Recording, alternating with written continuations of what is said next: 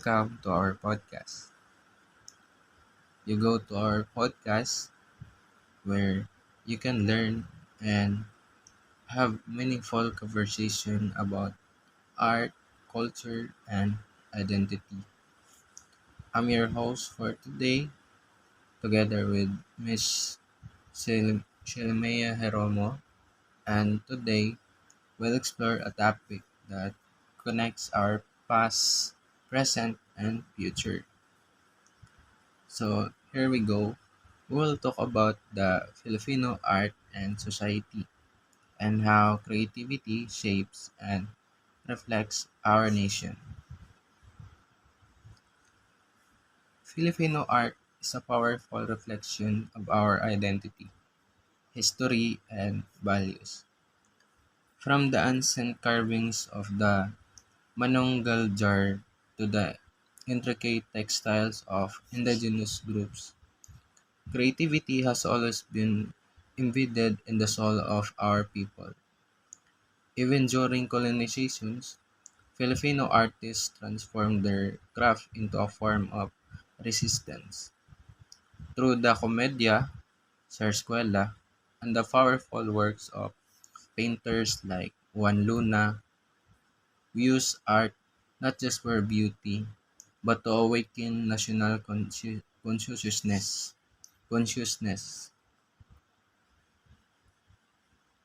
In times of struggle and social unrest, art has remained a mirror who use art not just for beauty, but to awaken national consciousness.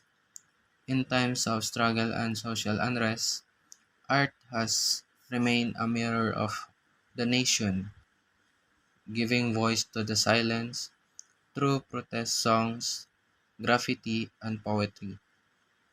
But Filipino creativity isn't limited to the stage or museum.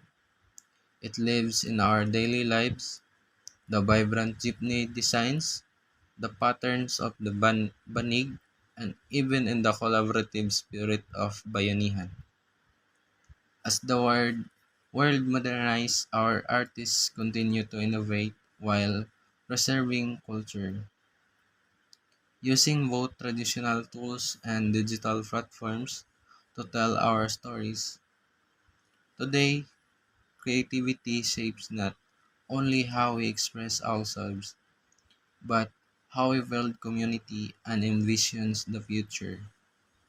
Art is not just for artists, it is a living force within every Filipino, reminding us of how who we are and what we become. Absolutely, Jay. Art isn't just something we create, it's something that defines who we are. Cultural identity shows up in every brush stroke, in every rhythm, and every textile, or even in design choice. Whether it's traditional or contemporary, art becomes a language through which individuals and communities say, "This is where I came from, this is what I've lived, and this is what matters to me." When we talk about art as social commentary, we're really talking about artists acting as truth tellers. Whether it's through protest, satire, or symbolism, arts give people voice, especially those who feel unheard. And in today's world, that kind of expression isn't just important, it's necessary.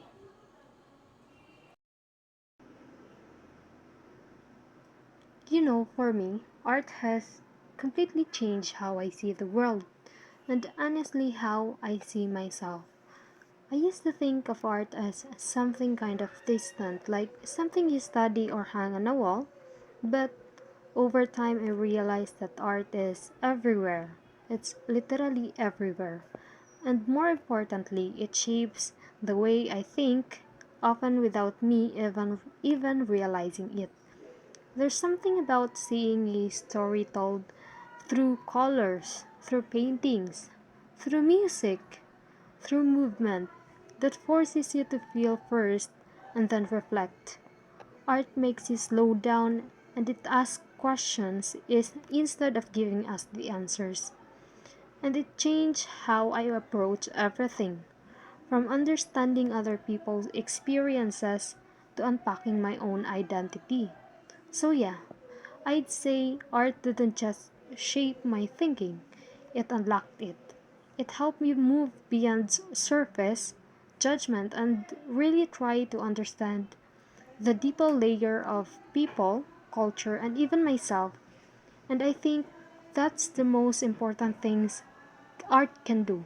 It helps us become more human. When we ask what makes art Filipino, we're not just talking about geography or heritage. We're talking about emotion, history, and identity. Filipino art is rooted in our everyday lives, from the way we decorate our homes during fiestas to the chants of the ati-atihan and the hand-woven banig we sleep on.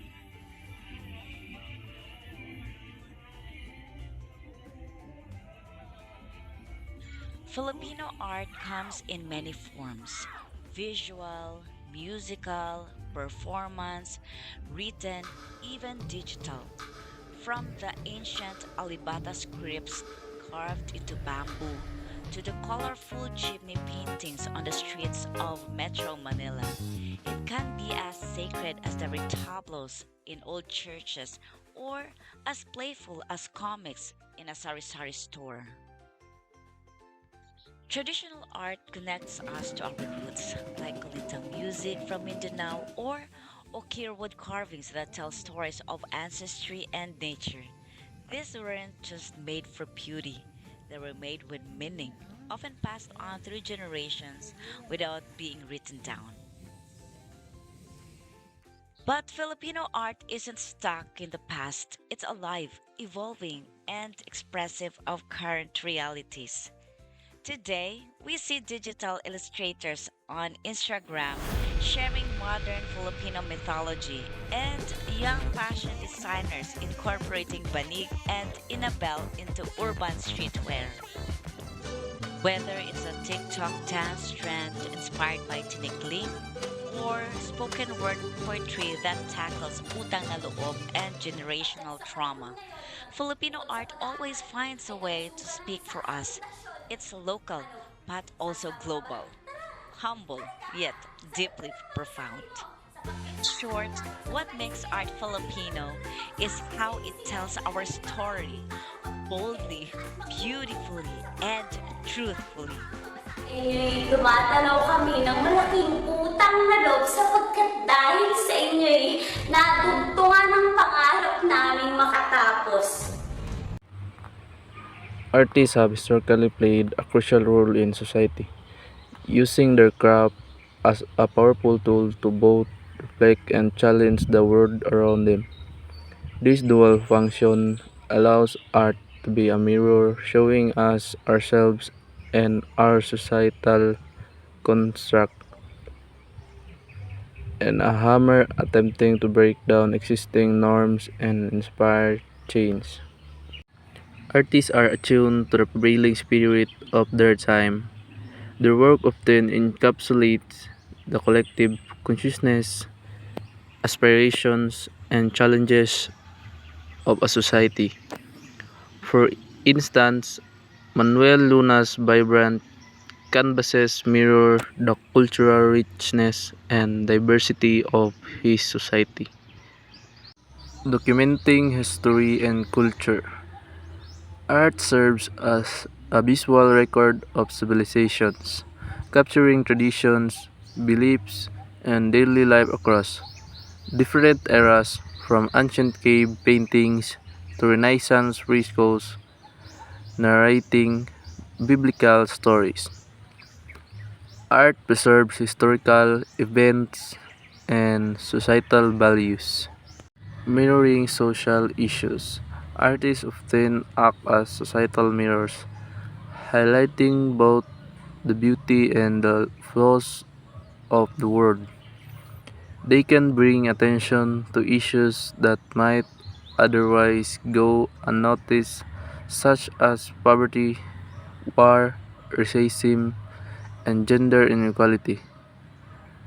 Norman Rockwell's The Problem We All Live With Depicting Ruby Bridges powerfully illustrates the racial tensions of the civil rights movement. Art isn't just something we hang on walls or display in galleries. It's storytelling, it's resistance, it's history.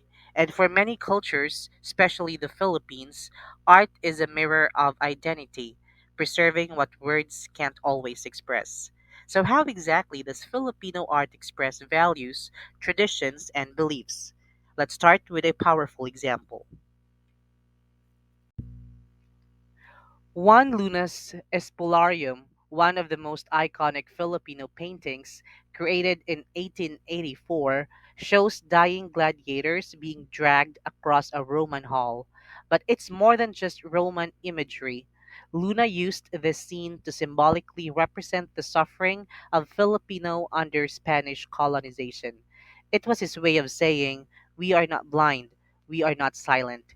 It's a painting that speaks of struggle, nationalism, and resilience, values deeply embedded in Filipino identity. Now let's talk about indigenous art. The tinalak woven by the Tiboli women of Mindanao is not just fabric, it's sacred.